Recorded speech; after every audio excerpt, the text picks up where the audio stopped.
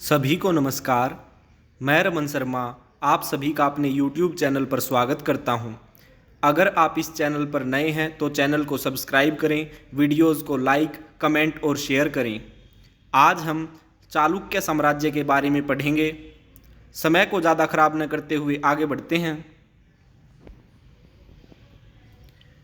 चालुक्य साम्राज्य 3 भागों में बटा हुआ था। वातापी के चालुक्य जो इनकी मूल शाखा थी, कल्याणी के चालुक्य जो इनकी पश्चिमी शाखा थी और वेंगी के चालुक्य जो इनकी पूर्वी शाखा थी। तीनों टॉपिक से एग्जाम्स में क्वेश्चन पूछे जाते हैं, तो तीनों चालुक्य वंश के बारे में हम अध्ययन करेंगे। तो सबसे पहले वातापी के चालुक्यों के बारे में जानते हैं। सबसे पहला क्वेश्चन बनता है कि वातापी का अन्य नाम या वातापी का दूसरा नाम क्या था? बादामी था। इसी कारण वातापी के चालुक्यों को बादामी के चालुक्य भी कहा जाता है। नेक्स्ट क्वेश्चन, वातापी का निर्माणकर्ता कौन था? तो वातापी का निर्माणकर्ता कीर्तिवर्मन था।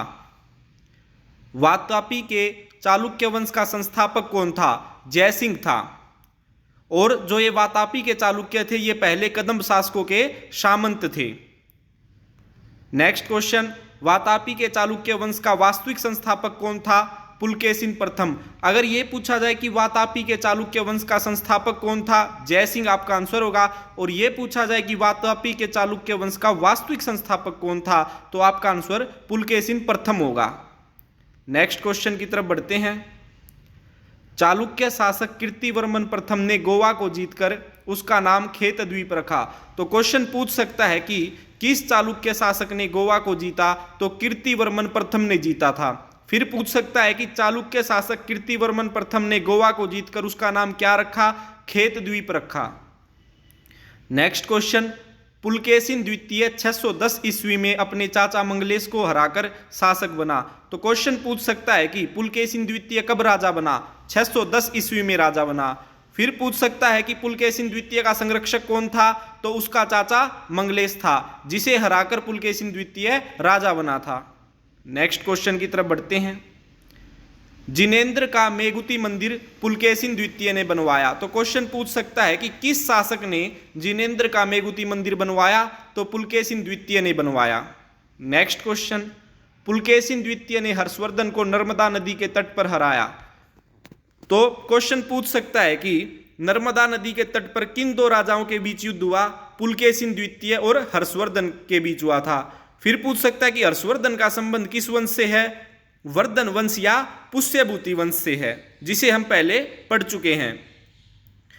फिर पूछ सकता है कि पुलकेशिन द्वितीय ने किस शासक को नर्मदा नदी के तट पर हराया? हर्षवर्धन को हराया था। और इस युद्ध को जीतने के बाद पुलकेशिन द्वितीय ने परमेश्वर की उपाधि धारण की थी। तो क्वेश्चन पूछ सकता है कि परमेश्वर की उपाधि किस चालुक्य शासक ने धारण की? पुलकेशिन द्वितीय ने धारण की थी। और इस युद्ध का वर्णन ऐहोल अभिलेख में मिलता है। तो क्वेश्चन पूछ सकता है कि ऐहोल अभिलेख का संबंध किस शासक से है? तो पुलकेशिन द्वितीय से है। पुलकेशिन द्वितीय ने ऐहोल अभिलेख को रवि कीर्ति से लिखवाया था, इसलिए क्वेश्चन बनता है कि ऐहोल अभिलेख का लेखक कौन था? तो रवि कीर्ति था। नेक्स्ट क्वेश्चन, ऐहोल अभिलेख में पुलकेशिन द्वितीय को दक्षिणापथेश्वर कहा गया है। तो क्वेश्चन पूछ सकता है कि ऐहोल अभिलेख में पुलकेशिन द्वितीय को क्या कहा गया है? तो दक्षिणापथेश्वर कहा गया है। नेक्स्ट क्वेश्चन की तरफ बढ़ते हैं। चीनी यात्री ह्वेनसांग ने पुलकेशिन द्वितीय के समय बादामी की यात्रा की। तो क्वेश्चन पूछ सकता है कि चीनी यात्री ह्वेनसांग ने किस शासक के शासनकाल में बादामी या वातापी की यात्रा की थी? पुलकेशिन द्वितीय के शासनकाल में की थी। या दूसरी तरह से कैसे पूछ सकता है कि चीनी यात्री ह्वेनसांग ने किस शासक के शासनकाल में दक्षिण भारत की यात्रा की थी? तो पुलकेशिन द्वितीय के शासनकाल में की थी। नेक्स्ट क्वेश्चन, पुलकेशिन द्वितीय ने फारस के शासक खुसरो द्वितीय के दरबार में शिष्टमंडल भेजा था। तो क्वेश्चन पूछ सकता है कि किस शासक ने फारस के शासक खुसरो द्वितीय के दरबार में शिष्टमंडल भेजा था? पुलकेशिन द्वितीय ने भेजा था। नेक्स्ट क्वेश्चन की तरफ बढ़ते हैं। पल्लव शासक नरसिंह वर्मन प्रथम ने 642 ईस्वी में पुलकेशिन द्वितीय को युद्ध में परास्त किया। इस युद्ध में पुलकेशिन द्वितीय मारा गया। इस विजय के बाद नरसिंह वर्मन प्रथम ने वातापी कोंड की उपाधि धारण की। तो मोस्ट इंपोर्टेंट क्वेश्चन है, सबसे पहले पूछ सकता है कि पल्लव शासक नरसिंह वर्मन प्रथम और पुलकेशिन द्वितीय के बीच युद्ध कब हुआ? 642 ईस्वी में हुआ। फिर पूछ सकता है कि इस युद्ध में कौन जीता? तो पल्लव शासक नरसिंह वर्मन जीता था। और हारा कौन था? पुलकेशिन द्वितीय हारा था। और इस युद्ध में पुलकेशिन द्वितीय मारा गया था। और यह युद्ध जीतने के बाद पल्लव शासक नरसिंह वर्मन प्रथम ने वातापी कोंड की उपाधि धारण की थी। तो क्वेश्चन बनता है कि वातापी कोंड की उपाधि किस शासक ने धारण की? नरसिंह वर्मन प्रथम ने धारण की। नेक्स्ट क्वेश्चन की तरफ बढ़ते हैं। चालुक्य शासक विनयादित्य ने मालवा को जीतने के बाद शकलोत्तर पथनाथ की उपाधि धारण की। तो क्वेश्चन पूछ सकता है कि किस शासक ने शकलोत्तर पथनाथ की उपाधि धारण की थी? विनयादित्य ने धारण की थी। क्यों की थी? मालवा का युद्ध जीतने के बाद की थी। चालुक्य शासक विक्रमादित्य द्वितीय के शासनकाल में दक्कन पर अरबों ने आक्रमण किया। तो क्वेश्चन पूछ सकता है कि किस चालुक्य शासक के शासनकाल में दक्कन पर अरबों ने आक्रमण किया था? तो विक्रमादित्य द्वितीय के शासनकाल में किया था। और इस आक्रमण को दबाने के लिए, दक्कन पर अरबों के आक्रमण को दबाने के लिए विक्रमादित्य द्वितीय ने अपने भतीजे पुलकेशी को भेजा था। नेक्स्ट क्वेश्चन, विक्रमादित्य द्वितीय ने कांचीकोंड की उपाधि धारण की। तो किस शासक ने कांचीकोंड की उपाधि धारण की थी? विक्रमादित्य द्वितीय ने धारण की थी। और विक्रमादित्य द्वितीय का संबंध किस शासक या किस वंश से था? तो चालुक्य वंश से था। नेक्स्ट क्वेश्चन की तरफ बढ़ते हैं। विक्रमादित्य द्वितीय की पहली पत्नी लोक महादेवी ने पटदक्कल में विरूपाक्ष महादेव मंदिर का निर्माण करवाया।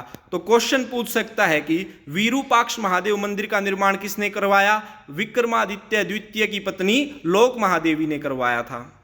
नेक्स्ट, विक्रमादित्य द्वितीय की दूसरी पत्नी त्रिलोक्य देवी ने त्रिलोकेश्वर मंदिर का निर्माण करवाया। तो क्वेश्चन पूछ सकता है कि त्रिलोकेश्वर मंदिर का निर्माण किसने करवाया? तो विक्रमादित्य द्वितीय की पत्नी त्रिलोक्य देवी ने करवाया। नेक्स्ट क्वेश्चन पूछ सकता है कि विक्रमादित्य द्वितीय की पत्नियों के क्या नाम थे? तो लोक महादेवी और त्रिलोक्य देवी थे। नेक्स्ट क्वेश्चन, वातापी के चालुक्य वंश का अंतिम राजा कौन था? तो कीर्तिवर्मन द्वितीय था।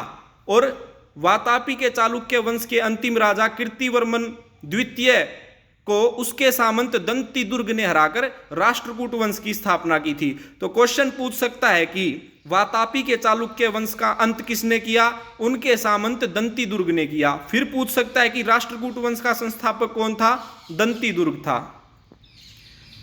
ये हमने वातापी के चालुक्यों के बारे में पढ़ा। अब हम कल्याणी के चालुक्यों के बारे में पढ़ेंगे।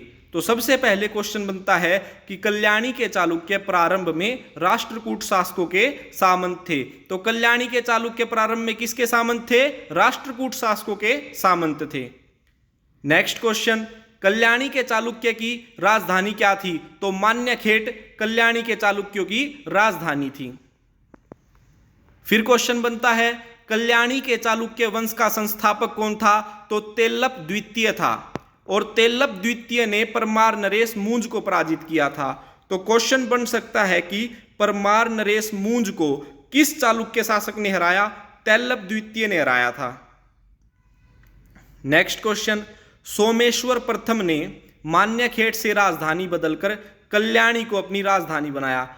तो क्वेश्चन पूछ सकता है कि किस चालुक्य शासक ने अपनी राजधानी मान्यखेट से बदलकर कल्याणी को बनाया? सोमेश्वर प्रथम ने बनाया था। और कल्याणी कहाँ थी? कर्नाटक में थी। फिर पूछ सकता है, इसी कारण से इन शासकों को कल्याणी के चालुक्य कहा गया है।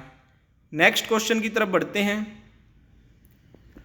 सोमेश्वर प्रथम ने तुंगभद्रा नदी में डूबकर आत्महत्या की थी। तो क्वेश्चन पूछ सकता है कि किस चालुक्य शासक ने तुंगभद्रा नदी में डूबकर आत्महत्या की थी? सोमेश्वर प्रथम ने की थी। यह पूछे कि सोमेश्वर प्रथम ने किस नदी में डूबकर आत्महत्या की थी? तुंगभद्रा नदी में डूबकर आत्महत्या की थी। नेक्स्ट क्वेश्चन की तरफ बढ़ते हैं। कल्याणी के चालुक्य वंश का महानतम शासक कौन था? विक्रमादित्य षष्ठ था।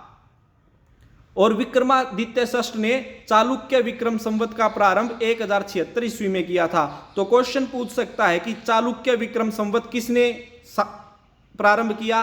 तो विक्रमादित्य षष्ठ ने प्रारंभ किया। कब किया? 1076 ईस्वी में किया था। नेक्स्ट क्वेश्चन, विक्रमादित्य षष्ठ के दरबार में बिल्हण व विज्ञानेश्वर रहते थे। तो क्वेश्चन पूछ सकता है कि प्रसिद्ध विद्वान बिल्हण किसके दरबार में रहता था? विक्रमादित्य षष्ठ के दरबार में रहता था। विज्ञानेश्वर किसके दरबार में रहता था? विक्रमादित्य षष्ठ के दरबार में रहता था। इन दोनों विद्वानों ने पुस्तकों की रचना की थी, तो उनके बारे में पूछ सकता है। तो सबसे पहले पूछ सकता है कि विक्रमांक देवचरित का लेखक कौन था? बिल्हण था। और विक्रमांक देवचरित के अंदर विक्रमादित्य षष्ठ के जीवन के बारे में उल्लेख किया गया है। नेक्स्ट, मिताक्षरा ग्रंथ का रचनाकार या लेखक कौन है? विज्ञानेश्वर है। विज्ञानेश्वर ने मिताक्षरा ग्रंथ किसके ऊपर लिखा था? याज्ञवल्क्य स्मृति पर लिखा था। इसे याज्ञवल्क्य स्मृति पर टीका या याज्ञवल्क्य स्मृति पर व्याख्या कहा जाता है। नेक्स्ट क्वेश्चन, मानसोल्लास का रचनाकार कौन है? सोमेश्वर तृतीय है। अभिलाषितार्थ चिंतामणि का रचनाकार कौन है? सोमेश्वर तृतीय है। ये हमने कल्याणी के चालुक्यों के बारे में महत्वपूर्ण क्वेश्चनों के बारे में पढ़ा। अब हम वेंगी के चालुक्यों के बारे में पढ़ते हैं। मोस्ट इंपॉर्टेंट टॉपिक है, तीनों अच्छे से याद कर लीजिएगा। तो सबसे पहले क्वेश्चन बनेगा, वेंगी के चालुक्य वंश का संस्थापक कौन था? विष्णुवर्धन था। और विष्णुवर्धन की पत्नी आयना महादेवी ने विजयवाड़ा में जैन मंदिर का निर्माण करवाया। तो क्वेश्चन पूछ सकता है कि विजयवाड़ा में जैन मंदिर का निर्माण किसने करवाया? चालुक्य शासक विष्णुवर्धन की पत्नी आयना महादेवी ने करवाया था। फिर पूछ सकता है कि चालुक्य शासक विष्णुवर्धन की पत्नी का नाम क्या था? आयना महादेवी था। नेक्स्ट क्वेश्चन, वेंगी के चालुक्य वंश की राजधानी क्या थी? वेंगी थी। और वेंगी कहां पर थी? आंध्र प्रदेश में। वेंगी के चालुक्य वंश का सबसे प्रतापी शासक कौन था? विजयादित्य तृतीय था। मोस्ट इंपॉर्टेंट क्वेश्चन है। और विजयादित्य तृतीय का सेनापति कौन था? पांडुरंग था। कहीं कहीं इसे पांडुरंग भी कहा गया है। और विजयादित्य तृतीय ने राष्ट्रकूट शासकों, पल्लव शासकों और पांड्य शासकों को पराजित किया था। इस कारण उसने खुद को दक्षिणापथ का महानतम शासक घोषित किया। तो क्वेश्चन पूछ सकता है कि किस चालुक्य शासक ने राष्ट्रकूट, पल्लव और पांड्य शासकों को पराजित किया था? विजयादित्य तृतीय ने किया था। और विजयादित्य तृतीय ने खुद को दक्षिणापथ का महानतम शासक घोषित किया था। तो क्वेश्चन पूछ सकता है कि किस चालुक्य शासक ने स्वयं को दक्षिणापथ का महानतम शासक घोषित किया था? तो विजयादित्य तृतीय ने किया था। तो आज हमने चालुक्य वंश के 3 शाखाएं जो थी, वातापी के चालुक्य, कल्याणी के चालुक्य और वेंगी के चालुक्य, इनके बारे में विस्तार से पढ़ा। आशा करता हूं आपको यह वीडियो अच्छी लगी होगी। धन्यवाद। जय हिंद, जय भारत।